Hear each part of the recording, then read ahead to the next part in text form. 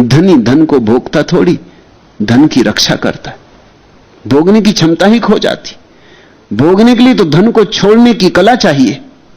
दो फकीर एक नदी के पास आकर रुके। उनमें एक फकीर सदा कहता था कि धन में कुछ सार नहीं, धन बिल्कुल बेकार है, और कभी धन पास नहीं रखता था। और दूसरा फकीर कहता था वक्त पे जरूरत पड़ सकती, कभी बीमारी है, कभी झंझट है, कभी अड़चन है, कभी यात्रा है, कभी भोजन की जरूरत, थोड़ा साथ रखना चाहिए, धन काम का है। दोनों नदी के किनारे आकर रुके। सांझ होने के करीब है और उस पार जाना जरूरी है। और जो माझी है वो कहता है कि 1 रुपए से कम नहीं लूंगा, क्योंकि मैं थका मांदा हूं और ये मेरी आखिरी बार जा रहा हूं, फिर अब दोबारा आऊंगा नहीं। दिन भर हो गया मेहनत करते करते। जिस फकीर के पास रुपए थे उसने 1 रुपया दिया। वो दोनों फकीर नाव पार कर लिए।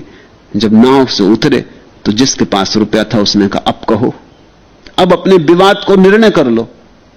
अगर आज ये रुपये मेरे पास न होता तो हम उसी तरफ रह गए होते। वहां जंगली जानवरों का भय, रात बचना मुश्किल था। नदी पार उतर गए तो अब बच जाएंगे, अब धर्मशाला पहुंच जाएंगे, गांव आ गया, अब निश्चिंत होकर रात सो लेंगे। तुम क्या कहते हो? वो फकीर हंसने लगा। उसने कहा हम धन के कारण नहीं उतरे, तुम धन दे सके, उसको 1 रुपया दे सके, इस कारण उतरे। रुपया होने से नहीं उतरे, क्योंकि होने से क्या होता था अगर तुम देने को राजी न होते। उतर सके देने के कारण। विवाद फिर अपनी जगह खड़ा हो गया। धनी तो अक्सर धन को भोग नहीं पाता है, क्योंकि धन भोगना हो तो धन को भी देना पड़ता है। उपनिषदों में परम वचन है, तेन त्यक्तेन भुंजीता, जिन्होंने छोड़ा उन्होंने भोगा।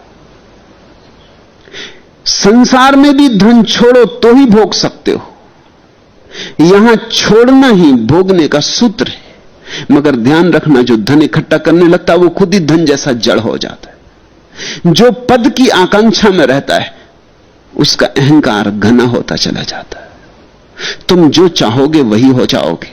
अब ये उग्रसेन नगर श्रेष्ठी का पुत्र था, सबसे बड़े धनी का पुत्र था। राजगृह विहार की सबसे धनी नगरी थी। उस सबसे धनी नगरी के सबसे बड़े धनी का बेटा था। लेकिन एक नट कन्या, एक मदारी की लड़की के प्रेम में पड़ गया तो मदारी हो गया। ये छोटी छोटी कहानियां बड़ी सूचक हैं, बड़ी मनोवैज्ञानिक हैं।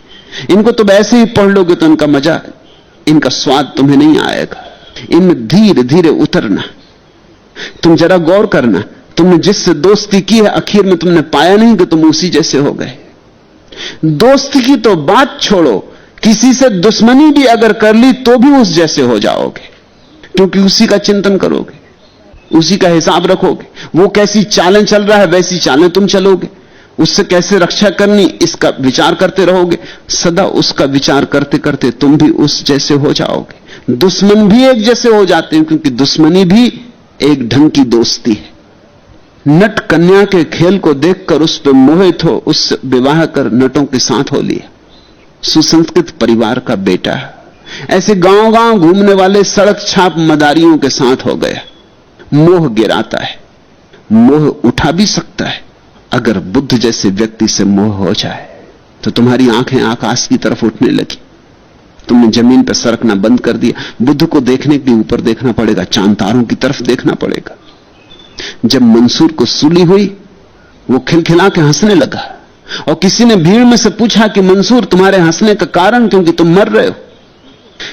ऊंचे खंबे पर उसे सूली लगाई जा रही थी। मंसूर ने कहा कि मैं इसलिए खुश हूं कि 1 लाख आदमी मुझे देखने इकट्ठे हुए, और 1 लाख आदमियों की आंखें पहली दफा थोड़ी ऊपर उठी, क्योंकि मुझे देखने के लिए इस ऊंचे खंबे की तरफ देखना पड़ रहा।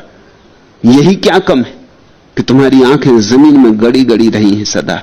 आज चलो मेरे बहाने ऊपर उठी, और हो सकता है मुझे देख के तुम्हें परमात्मा की थोड़ी याद आए, और मेरे आनंद को देख के तुम्हें याद आए कि परमात्मा जिसके साथ हो जाता है वो मरने में भी खुश है, और परमात्मा जिसके साथ नहीं वो जीवन में भी